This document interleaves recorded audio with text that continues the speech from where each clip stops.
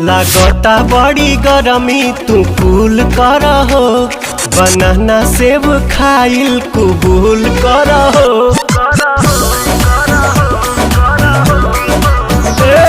लागता बड़ी गरमी तू कूल कर हो, बनाना सेब खाइल कबूल कर हो।